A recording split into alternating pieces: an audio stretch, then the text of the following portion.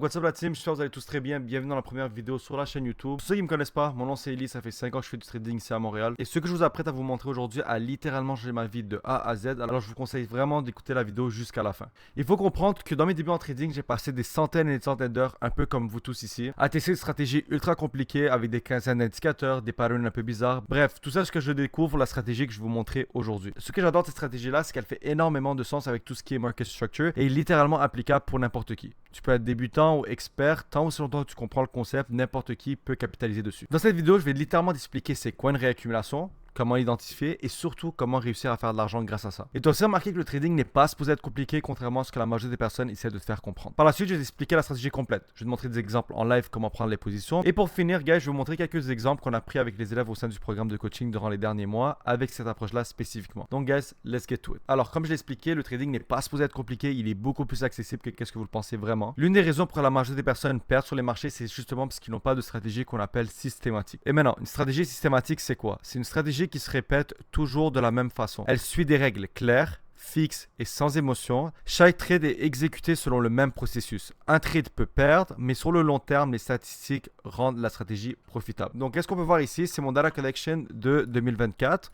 Et quand on peut apercevoir qu'en 2024, j'ai eu un total de 138 trades, 58 wins, 37 break-even, 43 loss, pour un total de 142 RR sécurisés durant l'année 2024. Et on peut aussi voir que la moyenne de mes gains sont de 3.19 RR. Donc tout ça pour vous montrer, guys, que ces 138 trades qu'on voit ici, c'est exactement les mêmes setups qui arrivent sans arrêt. Et à fur et à mesure d'exécuter chacune des positions, on va laisser les probabilités faire leur travail. On va perdre des trades qu'on peut voir ici, oui. On va en break-even sur certains aussi. Mais la majorité d'entre eux vont être des wins. Et les wins vont nous permettre de générer énormément de profits. Puis c'est exactement ça qui va créer notre profitabilité au long terme. Et c'est exactement ça que je veux dire par une stratégie qui est systématique. Toujours les mêmes setups qui arrivent et ton objectif, c'est pas de poser des questions, c'est juste d'exécuter sans arrêt, trade après trade.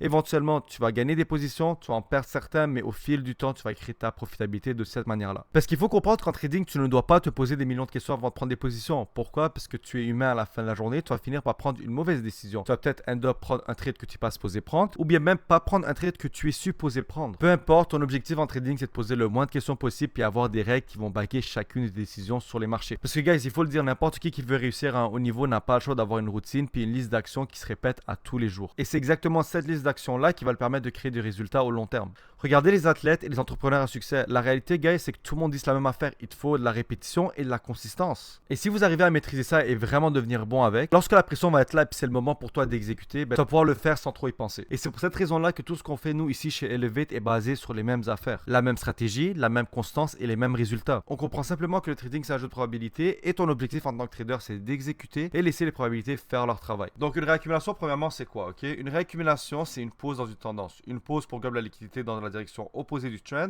avant de continuer dans la direction initiale. Comme on peut voir ici, pour avoir un trend qui est mis en place, il te faut 2 breaks of structure consécutifs dans la même direction. Ça veut dire que lorsqu'on a eu un break of structure ici, suivi d'un deuxième break of structure ici, à ce moment-là, sur ce time frame-là, sur cette paire-là, on a anticipé que le trend est rendu bullish.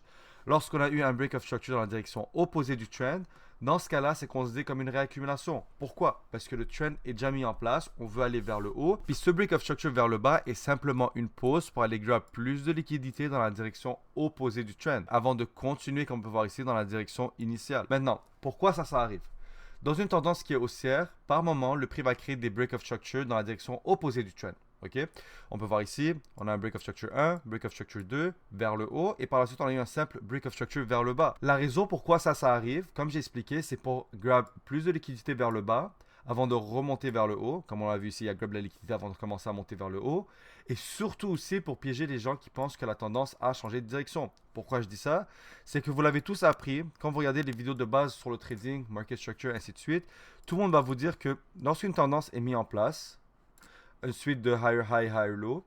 Lorsque tu as un break dans la direction opposée du trend, c'est-à-dire tu casses le higher low, dans ce cas-là, tu as un changement de caractère qu'eux ils appellent, ou bien littéralement un changement de trend. La psychologie derrière ça, c'est que ce mouvement-là, en fait, c'est un liquidity grab, et que l'anticipation serait quand même que le prix continue à monter vers le haut, parce qu'on sait que la majorité des personnes vont se faire piéger sur les marchés. Alors non seulement ils vont piéger les personnes qui pensent que c'est un changement de trend, mais aussi ça va grab la liquidité se situe en dessous de ce point-là ici, ou parfois même le points un peu plus bas. La façon que j'explique ça à mes élèves au sein du programme, c'est pas mal simple, ok? Tu dois voir un trend comme un road trip entre amis. Donc, on va dire que ça, c'est vous ici, toi et tes amis, vous êtes dans un road trip. Et à chaque point de structure, c'est un nouveau checkpoint. Alors, tu es ici avec tes amis, tu t'en vas à ton premier checkpoint, tu es là, ok? Maintenant, tu as deux options qui s'offrent à toi. Option numéro 1, c'est d'aller directement vers la ligne d'arrivée qui est ta destination. Option numéro 2, c'est de faire un petit détour en gas station. Tu remarques que tu n'as pas suffisamment de gaz pour aller directement au point d'arrivée.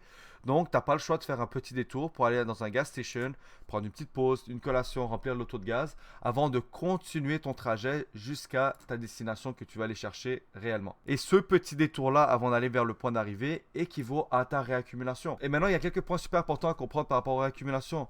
Le plus que tu as de break of structure consécutifs dans la même direction, le plus de chances que tu as que le prochain break soit en réalité une réaccumulation. Qu'est-ce que je veux dire par là? C'est simple. Les réaccumulations, c'est actually vraiment healthy pour le marché. Avoir une tendance qui est haussière qui monte sans arrêt vers le haut, éventuellement ça va crash. Par contre, lorsque tu as une tendance qui est haussière qui fait des mini réaccumulations avant de continuer vers le haut, alors break of structure 1, 2, on va dire qu'il y a une réaccumulation ici, break 1, puis ça continue à aller vers le haut. Ben, ça, c'est super healthy pour le marché. Pose dans le marché, comme j'ai dit, pour gagner plus de liquidité, avoir plus de jus avant de continuer vers le haut. Ça arrive assez fréquemment sur les marchés. On va aller par la suite sur TradingView, vous montrer concrètement comment ça se passe sur les graphiques. Mais qu'est-ce que je veux dire par là, c'est que le plus de breaks que tu as consécutivement dans une direction, le plus de chances que tu as que le prochain break soit en réalité une réaccumulation. Donc, si tu vois que tu as deux breaks of structure vers le haut, techniquement, tu as plus de chances d'avoir une réaccumulation à ce point-là que d'avoir un break numéro 3 vers le haut. Et on va dire que tu as le break of structure numéro 3 vers le haut.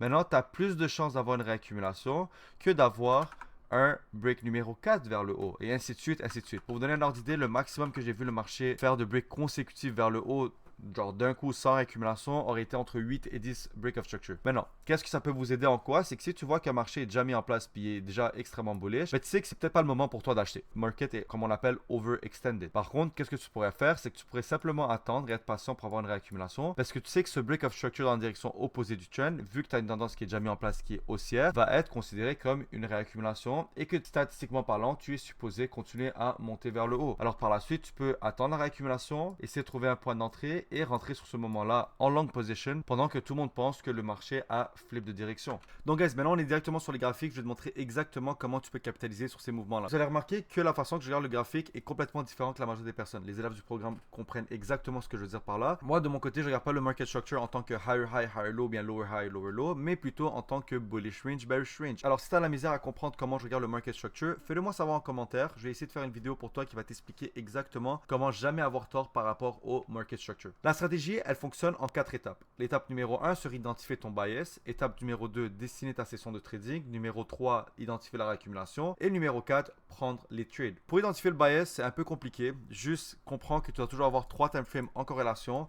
Dans ce cas-là, les timeframes que j'ai choisis pour ce trade-là auraient été le daily, le 1 heure et le 5 minutes. Mais vous êtes libre de prendre les timeframes que vous voulez. Vous devez juste avoir un higher timeframe, un medium timeframe et un timeframe d'exécution. On peut voir ici qu'on est overall bearish sur le daily chart. Par la suite, on allait sur le 1 heure. Et on peut voir aussi que le 1 heure est bearish. Donc, vu que mon bias est bearish, je vais me concentrer strictement sur les short positions. Une fois que le bias a été identifié, tu dois décider ta session trading. Ma session trading personnelle est de 9h le matin jusqu'à 18h le soir. C'est mes préférences à moi.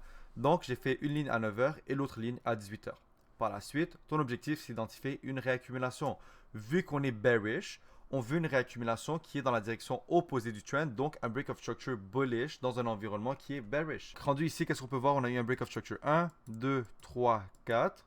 Break 1 bearish, break 2 bearish, donc on a officiellement flip bearish sur le 5 minutes, suivi d'une réaccumulation vers le haut. Et c'est exactement ça que nous, on va aller chercher. Donc maintenant, comment tu peux trader ça? C'est simple. Tu dois simplement attendre qu'il y a une chandelle qui ferme en dessous de la chandelle d'avant. Et la chandelle juste avant elle devient ta supply zone. Cette chandelle-là ici devient notre point d'entrée. On va mettre notre entrée à ce niveau-là, notre stop loss au niveau juste en haut. Et tu peux aller viser pour aller chercher, on va dire, le lot qui est complètement en bas ici. Donc maintenant, ton anticipation serait que le prix remonte dans cette zone-là, te tape in avant de recontinuer à descendre vers le bas sans tuer ton stop loss vers le haut. Et on peut voir qu'on peut sécuriser potentiellement un 3.64 RR. Ça veut dire que si je risquerais 100$ sur cette position-là, je veux gagner de l'autre côté 364$. Donc boum, on est dans le trade et maintenant on anticipe une chute vers le bas et on peut voir ici qu'on a continué la chute vers le bas et on a touché notre take profit. Et ça marche sur n'importe quel time frame, sur n'importe quelle paire, sur n'importe quel contexte. Tant aussi longtemps que ton bias est en place puis tu trades seulement dans la direction du trend, tu es supposé être correct. Donc maintenant, guys, je vais vous montrer quelques exemples qui sont tirés directement de mon data collection personnel. Je vous ai sorti quelques exemples que j'ai pris avec les élèves du programme. Alors, on peut voir que les 3 trades que j'ai pris ici, les 3 sont bullish. Donc, juste faites-moi confiance, le bias de chacune des positions aurait été en long position. Par la suite, on peut voir qu'on a encore notre trading session de 9h le matin à 18h ici.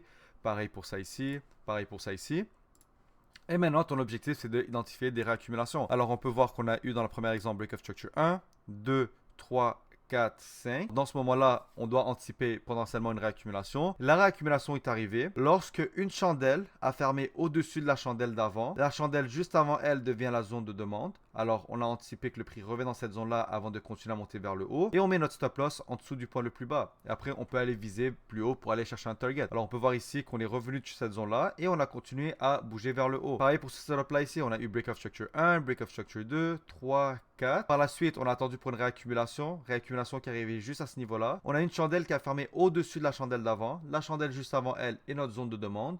On est retourné dans cette zone-là avant de continuer à monter vers le haut. Puis comme on peut voir, on a visé à chercher le high qui est complètement haut ici. Pareil pour un autre trade. On a eu Break of Structure 1, Break of Structure 2. Donc on est officiellement bullish sur le 5 minutes. Par la suite, on a une réaccumulation. Donc on anticipe que le prix veut continuer à monter vers le haut. Lorsqu'on a eu une chandelle qui ferme au-dessus de la chandelle d'avant, à ce moment-là, on a pris la chandelle juste avant elle comme point d'entrée. Le prix est revenu dans cette zone-là avant de continuer à monter vers le haut. Puis on peut voir qu'on a aimé à chercher le high qui est complètement haut ici. Donc guys, vous remarquez que c'est vraiment pas compliqué. C'est la répétition, c'est la constance. Exactement ce que je dis depuis le début. Tu vas perdre des trades 8, tu vas en gagner 8, en faire break-even sur certains, obviously. Mais ton objectif, c'est de prendre tous les setups de cette manière-là. Vu que tu cherches à faire plus de RR que du 1 pour 1 à chaque fois, tant aussi longtemps que tu as un win rate de minimum 50%, tu es supposé être correct et tu es supposé faire des profits en trading. Donc, guys, ça va être tout pour la vidéo d'aujourd'hui. J'espère que vous avez vraiment apprécié. N'hésitez pas à follow ma page Instagram. Si vous avez des questions, mettez-le en commentaire. Puis on se voit dans la prochaine vidéo, guys. Ciao!